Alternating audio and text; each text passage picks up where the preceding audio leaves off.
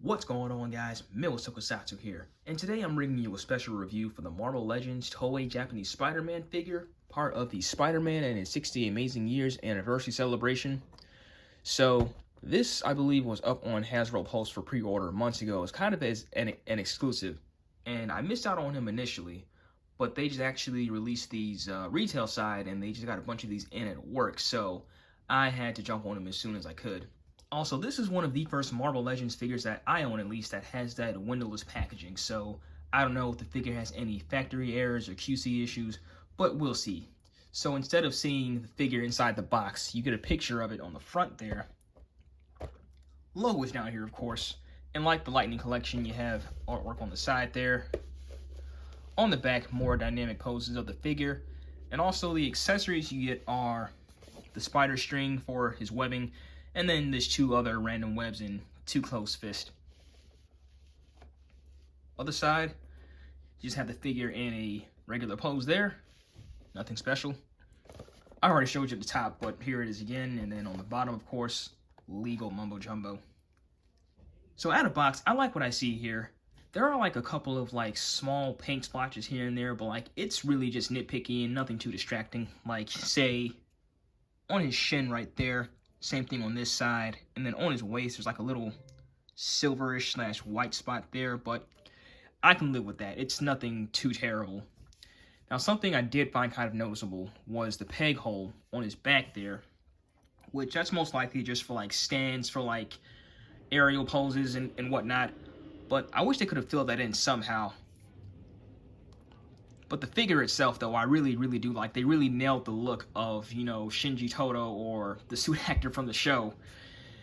Even like the look of the mask, where like it doesn't look quite rounded off. Like you can obviously see like the facial features inside the person's mask. And then there's also some good attention to detail on the spider tector on his wrist here, where if it wants to focus, you can see where it spells out Spider-Man.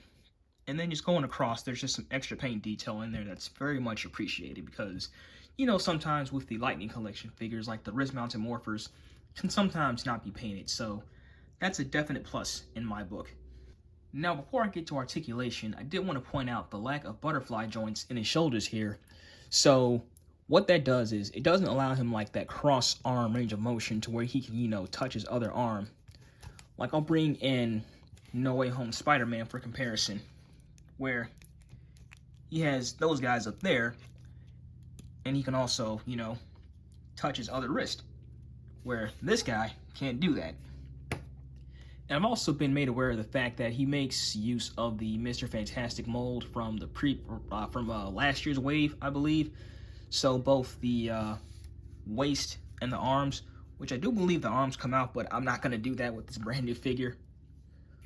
But yeah, he doesn't have that much as far as articulation goes, but what he does have is his foot swivel. No boot cuff, but there is a knee bend, leg calf, going further up the leg. He's got hand joints, so it's a bit stiff, but the hands can move. I'll do it with this one. The hands can move back and forth. They can also swivel. You can also move around the spider tector if you want to. Elbow, bicep, shoulder rotation. You can also move the shoulder out. Waist, chest, and the head is on a ball joint. So getting into poses, here he is with his spider string, and then I wasn't quite sure what to do with this, but I attached the web piece at the end there, just for kind of like that cool effect. Okay, so I tried my very best with this one, but I tried to get him in like that crouching pose he does in the show, which you can't quite look up straight when he's bending down like that, but it's still kind of cool.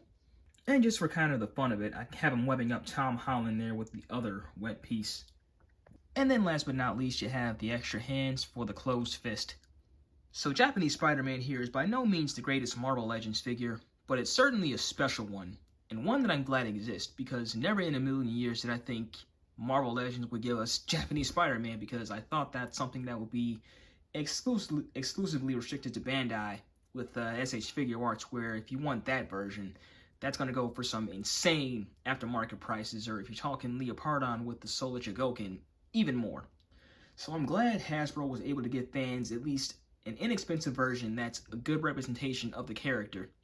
But I'm going to go ahead and end here. So as always, be sure to like, comment, and subscribe. Be sure to like my Facebook page at Mills Tokusatsu. We're also on Twitter, Instagram, and TikTok. And this is Mills Tokusatsu, signing off.